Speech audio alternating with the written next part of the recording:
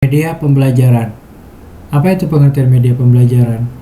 Nah, media pembelajaran adalah segala bentuk dan sarana penyampaian informasi yang dibuat atau dipergunakan sesuai dengan teori pembelajaran.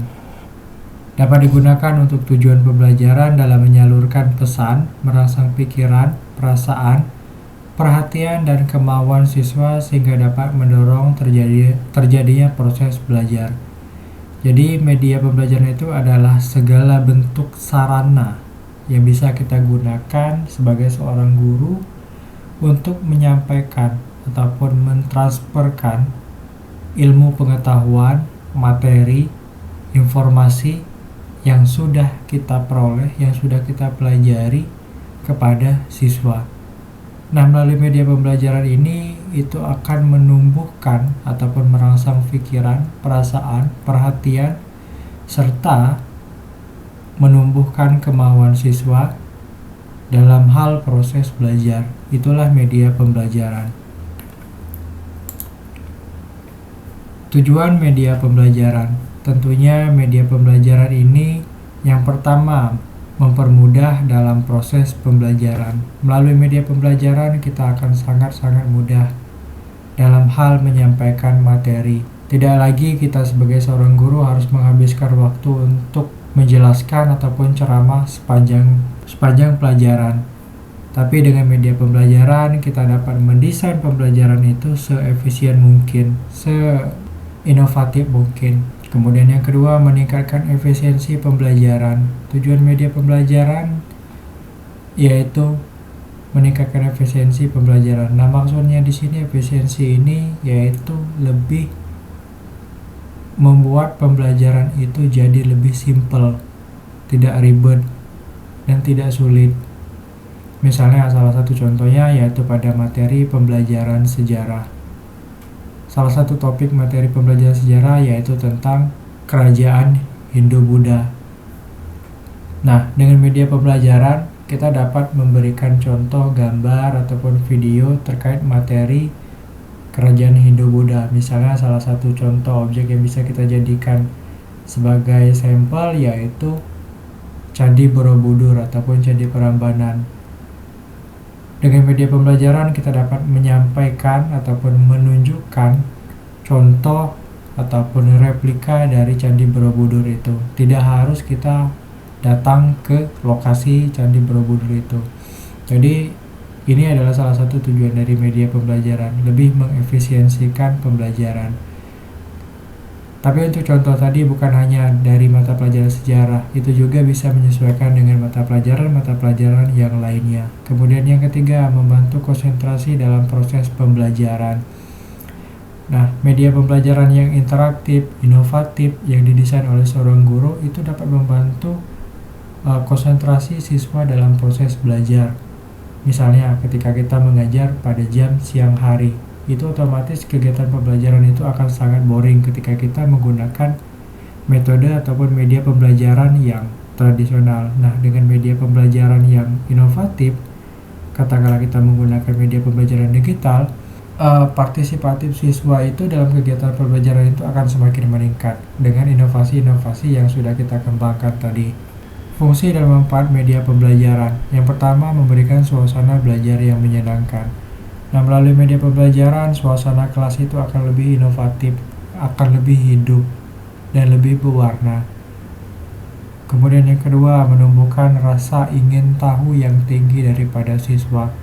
Media pembelajaran yang kita desain, media pembelajaran yang kita kembangkan, tentunya ada sisi yang menjadi ataupun ada sisi yang akan menumbuhkan rasa ingin tahu yang tinggi siswa terhadap materi yang sudah kita sampaikan dengan media pembelajaran itu. Kemudian mengatasi hambatan waktu, tempat, jumlah, dan jarak. Contohnya yang saya contohkan di mata pelajaran sejarah tadi. Kita tidak harus datang ke Yogyakarta. Kita tidak harus datang ke Jawa Tengah untuk mengunjungi Candi Prambanan ataupun Candi Borobudur. Nah, dengan media pembelajaran kita dapat menunjukkan replikanya, menunjukkan gambarnya ataupun videonya. Kemudian yang keempat yaitu menghadirkan objek tiruan dari objek yang sebenarnya. Ini ada hubungannya dengan poin yang ketiga tadi. Sebagai contoh tadi adalah Candi Borobudur ataupun Candi Prambanan tadi. Dalam penggunaan media pembelajaran, ada unsur yang harus diperhatikan. Yang pertama yaitu sarana dan prasarana. Ini adalah unsur yang paling mutlak harus kita pertimbangkan.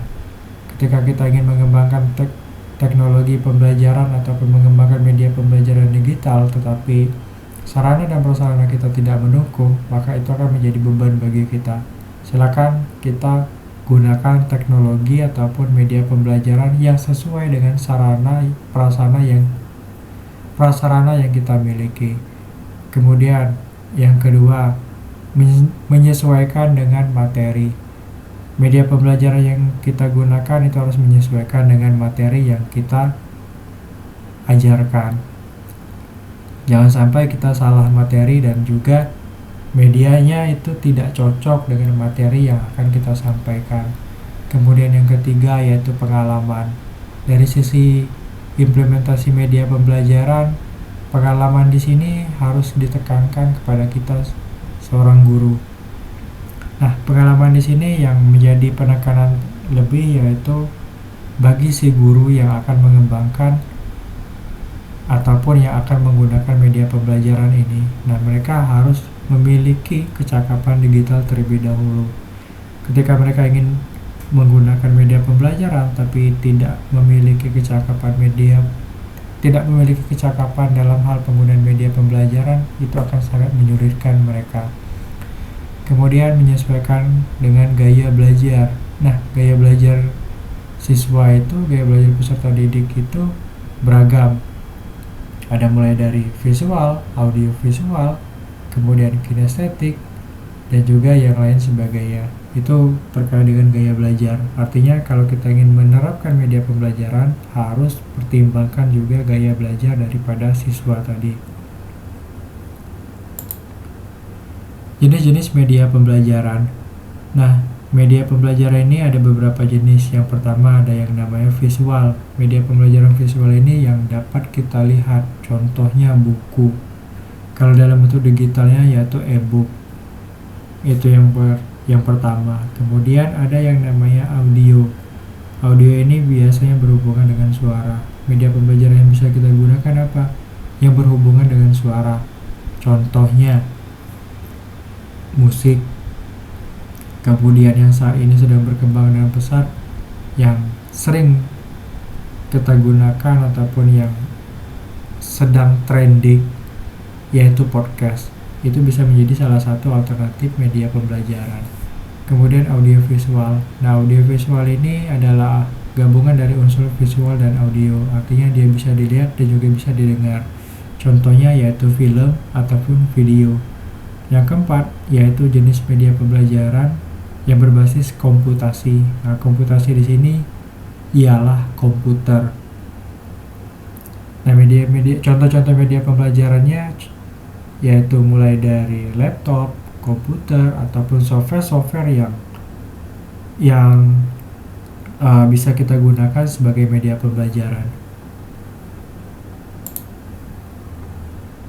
Saya kira itu untuk pertemuan hari ini. Sampai ketemu lagi di pertemuan selanjutnya.